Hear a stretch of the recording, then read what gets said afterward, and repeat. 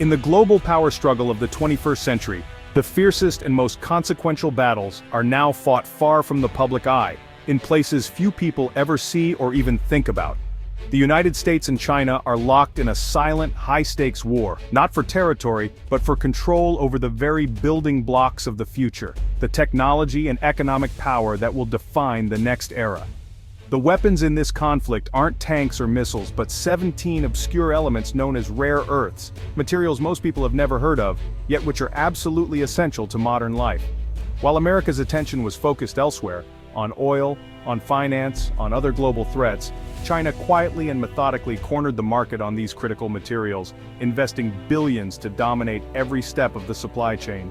Whoever controls rare earths controls the means to build everything from smartphones and electric vehicles to advanced fighter jets, satellites, and the next generation of green technologies. Today, China holds a near monopoly on rare earth production, and it's not afraid to use this leverage as a powerful bargaining chip in global politics and trade. This is a new kind of conflict, one measured not in armies or weapons but in supply chains, strategic resources, and the ability to shape the world's technological destiny. The US, once a global leader in rare earth mining and innovation, now finds itself dangerously dependent on its main rival for the materials that power its economy, its military, and its future. The story of how this happened, and the urgent, high-stakes race to reverse it, begins deep underground, in the hidden corners of the periodic table, and in the boardrooms where the fate of nations is quietly decided. The struggle for rare earths is a quiet, undeclared war, one that will determine who leads in technology, who commands economic power, and ultimately, who shapes the future of the world. And as of July 3rd, 2025, the clock is ticking. America is running out of time to secure its place in this new era, or risk falling behind for good. What are rare earth elements? Despite the name, they're not especially rare, but they're rarely found in concentrations that make mining easy. 17 metallic elements, including the lanthanides, scandium, and yttrium, make up this group. Their unique magnetic and electronic properties make them essential for modern technology. Neodymium creates the world's strongest magnets, powering everything from electric motors to hard drives. Extracting and refining rare earths is complex, dirty, and expensive, especially because they're often mixed with radioactive elements. The real challenge isn't mining, but processing, turning raw ore into high-purity metals and magnets. China dominates this entire supply chain, from mine to finished product. That's what gives Beijing its strategic advantage, and turns these elements into powerful geopolitical weapons. Control of rare earths is about controlling the future. Rare earths are everywhere, even though most of us rarely think about them. These unique elements are hidden in plain sight, quietly shaping the technology and conveniences we rely on every day. They're quietly powering our daily lives, from the moment we wake up and check our phones to the devices we use for work, entertainment, and staying connected. The brilliant colors on your phone or TV screen. That's thanks to rare earths like europium and terbium, which make displays vivid and lifelike. The tiny, powerful motors and speakers inside your devices, they rely on neodymium magnets, which are far stronger than ordinary magnets and essential for miniaturized electronics. Even the glass on your phone or tablet is polished to a flawless shine using cerium oxide, another rare earth compound that makes screens smooth and clear. In fact, a single iPhone contains at least 8 different rare earth elements, each playing a crucial role in its performance and features. Electric vehicles and wind turbines, the backbone of our clean energy future, rely on kilograms of these materials for their high-efficiency motors and generators, making rare earths vital for sustainability. As we push for green energy and ever more advanced technology, global demand for rare earths is skyrocketing, putting pressure on supply chains worldwide. But the stakes are even higher when it comes to national security, where rare earths are absolutely indispensable.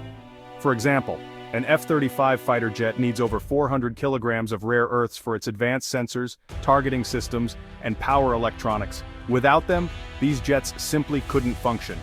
Missiles, night vision goggles, sonar, and even military drones all depend on rare earths for their precision and effectiveness, making them a cornerstone of modern defense. Yet, America's most advanced weapons and technologies are built with materials largely controlled by China, which dominates the rare earth supply chain. If that supply is ever cut off, production lines could grind to a halt, putting not just manufacturing but national security itself at serious risk. This is a vulnerability the US can no longer afford to ignore. Ensuring a stable supply of rare earths is now a matter of both economic strength and national defense. There was a time when the United States stood at the forefront of rare earth production. California's Mountain Pass mine was not just a symbol of American industrial might, but the beating heart of a global supply chain. In the 1970s and 80s, the US supplied most of the world's rare earth elements, critical ingredients for everything from color TVs to early computers and military technology. But as the 1980s unfolded, China's leaders recognized the strategic value of these minerals. They poured resources into rare earth mining and processing, making it a national priority. With state support, China rapidly expanded its capacity, slashing prices and flooding the market. American producers, facing higher labor costs and stricter environmental regulations, simply couldn't keep up. Chinese companies operated with far fewer restrictions, allowing them to outcompete US mines on price and scale. By the early 2000s, the last US processing plants had closed their doors. America, once self-sufficient, now depended almost entirely on cheap Chinese imports to fuel its tech and defense industries. Environmental concerns and public opposition made domestic mining politically toxic. Instead of finding solutions, the US offshored the problem, exporting both jobs and pollution. In Washington, policymakers viewed the shift as a matter of simple economics, rarely considering the long-term risks. Few saw the growing dependence as a looming national security threat. Meanwhile, China methodically built a fully integrated supply chain, from raw extraction to advanced manufacturing. By the 2010s, it controlled over 95% of global rare earth production, setting the terms for the world. America, in pursuit of short-term savings and quick profits, allowed its industrial edge to erode. Factories closed, expertise faded, and the nation's technological future was quietly outsourced. The result? China now holds the keys to the technologies that power everything from smartphones to fighter jets, electric vehicles to renewable energy. Today, the US finds itself scrambling to rebuild what it once dominated, racing to secure supplies, restart mines, and regain lost expertise. The consequences of this strategic blunder are now impossible to ignore as America faces a new era of technological vulnerability and global competition. In 2010, China showed the world its rare earth power. After a territorial dispute with Japan, Beijing quietly halted rare earth shipments to Japanese companies. Factories faced shutdowns, prices soared, and Japan was forced to back down. The message was clear. China could cripple economies without firing a shot. Global markets panicked, but the US and Europe did little beyond expressing concern. The crisis revealed the fragility of supply chains and China's immense leverage. Yet, the world's reliance on cheap Chinese rare earths continued. The warning was clear, but largely ignored in Washington. The seeds of today's crisis were sown in that moment. The world had been warned, yet failed to act. For years, rare earth dependency was a known problem, but not an urgent one. That changed with the US-China trade war and open threats from Beijing. Suddenly, Washington scrambled to act, passing the Rare Act and pouring billions into rebuilding the domestic supply chain. Old mines reopened, new technologies were funded, and the Pentagon invoked emergency powers to secure critical materials. But rebuilding decades of lost capacity isn't quick or easy. America faces a monumental task, restoring not just mining but processing, manufacturing, and expertise. The race is on, but catching up to China will take years America may not have. As the US rushed to rebuild, China struck back.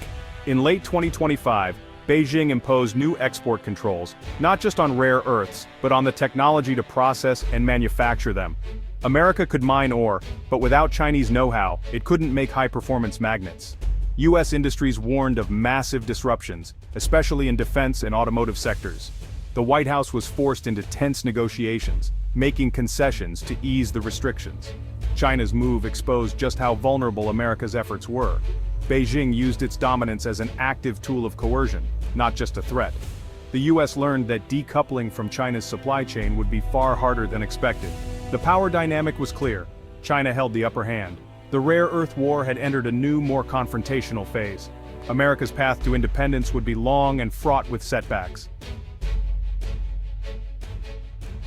July 3, 2025.